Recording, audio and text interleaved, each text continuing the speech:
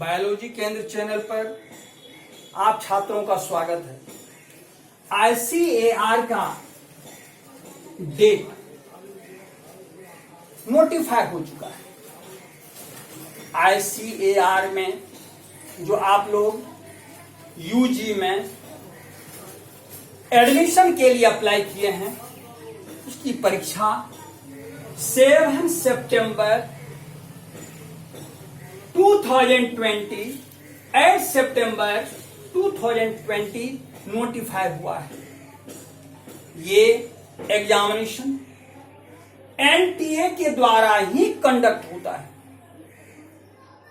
और यह ऑनलाइन परीक्षा होती है। इस परीक्षा में जो छात्र फॉर्म भरे हैं वे फिजिक्स, केमिस्ट्री, बायोलॉजी ग्रुप के हैं या फिजिक्स, केमिस्ट्री, मैथमेटिक्स ग्रुप के या एग्रीकल्चर, केमिस्ट्री, बायो ग्रुप के या फिजिक्स, केमिस्ट्री, एग्रीकल्चर ग्रुप के।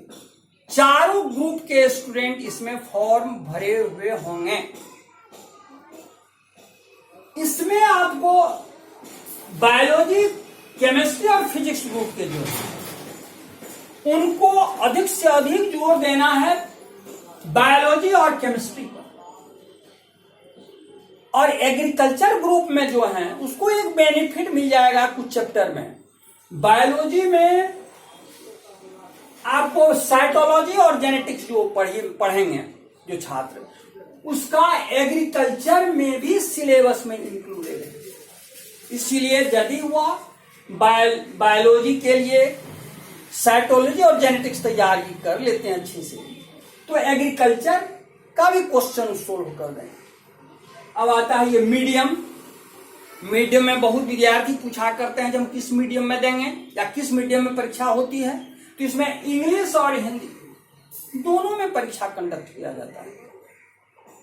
अब आता है कैसे परीक्षा, किस तरह से, कितना क्वेश्चन, कितने मार्क्स की परीक्षा होती है। तो इसमें 600 मार्क्स की परीक्षा होती है। नंबर ऑफ क्वेश्चन आता है 150 क्वेश्चन इन ईच सब्जेक्ट। प्रत्येक सब्जेक्ट में 3 सब्जेक्ट की परीक्षा देनी है आपको, उसमें 50 क्वेश्चन रहता है और प्रत्येक क्वेश्चन में का 4 marks for each correct response. लेकिन यदि आपने एक गलती की तो उसमें 1 मार्क्स माइनस हो जाएगा, निगेटिव होगा। 1 marks minus for each incorrect response. और यदि आपने कोई भी क्वेश्चन अटेम्प्ट नहीं किया है उस पर 0 मार्किंग रहता है। अब ये परीक्षा हम का 15 दिन बाद है, मात्र 15 दिन 15 डेज आपको समय है। अब इसमें आप कैसे मैनेज करेंगे जिससे अच्छे से अच्छे परीक्षा आप दे पाएं और आपको अधिक से अधिक क्वालिफाइंग रैंक में ऊपर आवे आपका नाम, आपका रोल नंबर।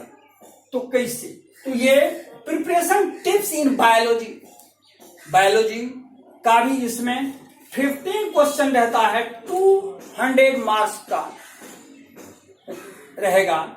तो बायोलॉजी में सबसे पहले, या और सब्जेक्ट में भी कर सकते हैं, टाइम मैनेजमेंट। सबसे पहले आप टाइम मैनेजमेंट कीजिए, अभी 15 दिन का बना लीजिए आप। लेकिन मिनिमम आप स्टडी कीजिए 10 to 12 आवर आपको पढ़ाई करनी है। इसमें आप बांट दीजिए, फिजिक्स में इतने घंटा, केमिस्ट्री में इतना और बायोलॉजी में इतना।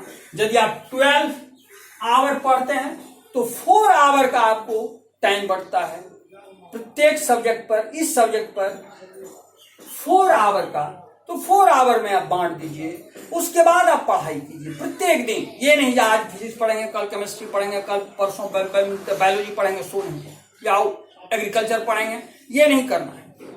प्रत्येक दिन आप 4 आवर करके बांट दीजिए। तो टाइम मैनेजमेंट सबसे अधिक इंपॉर्टेंट है अभी 15 डेज के लिए।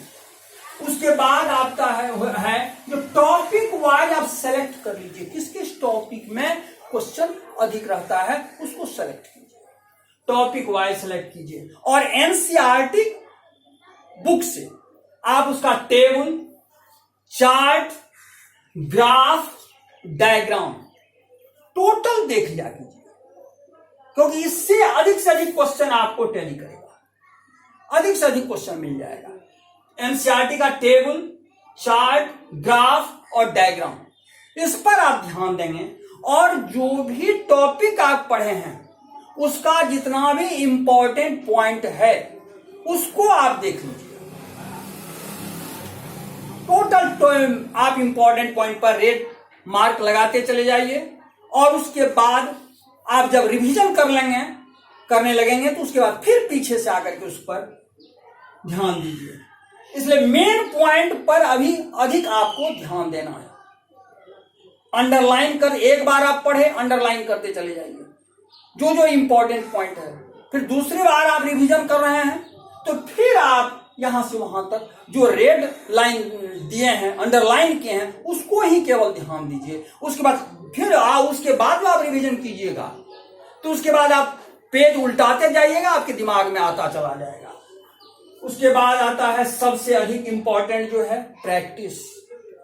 प्रत्येक दिन आप प्रत्येक सब्जेक्ट पर 4 आवर दे रहे हैं, इसलिए 3 आवर्स आप पढ़ाई में और रिवीजन में लगाइए और 1 आवर आप प्रैक्टिस में दीजिए, क्वेश्चन प्रैक्टिस कीजिए, जिससे आपका परफेक्टनेस बढ़ेगा। और सबसे क्वालिफाई करने के लिए सबसे इंपॉर्टेंट जो आता है नो निगेटिव स्कोरिंग। आप प्रयास रखिए जो आपका निगेटिव मार्क्स नहीं आवे। यदि किसी भी क्वेश्चन में कंफ्यूजन है तो उसको छोड़ दिया कीजिए। क्यों कि यदि आप मान लीजिए 10 क्वेश्चन आप बनाते हैं, उस 10 क्वेश्चन आप बनाते हैं और उसमें मार्क्स यदि करेक्ट आया तो उसमें हो जाएगा 40 मार्क्स। लेकिन यदि आपका एक इनकरेक्ट हो गया तो करेक्ट हो गया आपको 9 और 36 और फिर माइनस हो जाएगा आपको क्या, तो 1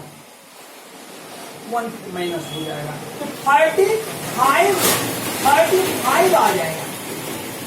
35 तो कितना मार्क्स घट गया, जहां पर 40 आना चाहिए वहां पर 35 मार्क्स आ गया, माने 5 मार्क्स का आपको लॉस कर गया। इसीलिए क्वालिफाई करने के लिए सबसे जरूरी है आप निगेटिव स्कोरिंग मत करिए। यदि कहीं भी कंफ्यूजन है, यदि नहीं जा रहे हैं, आप जानकारी है आपको नहीं जान पा रहे हैं तो उसको छोड़ दीजिए। क्योंकि बहुत विद्यार्थी का होता है तुक्का मारते हैं, इसलिए तुक्का नहीं, क्योंकि उसमें आपका निगेटिव स्कोरिंग हो जाएगा। देख लीजिए यहां पर 40 हो गया। यदि आप 10 क्वेश्चन बनाते हैं, करेक्ट है तो 40 मार्क्स का आता है, और यदि आप एक क्वेश्चन गलत किए तो सीधे आपको 50 मार्क। 9 क्वेश्चन इंटू 4 36, उसमें एक क्वेश्चन आप इनकरेक्ट किए, आ गया 35। 5 मार्क्स आपको माइनस हुए। इसे भूल कर भी आप निगेटिव स्कोरिंग मत किया कीजिए।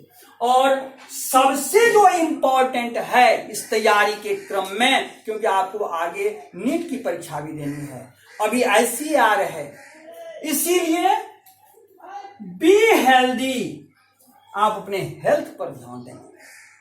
हेल्थ यदि आपका ठीक रहेगा तब आप शारीरिक रूप से, मानसिक रूप से यदि आप स्वस्थ रहेंगे तो परीक्षा देने भी मन लगेगा, तैयारी भी अच्छी होगी और आप क्वालिफाई करेंगे।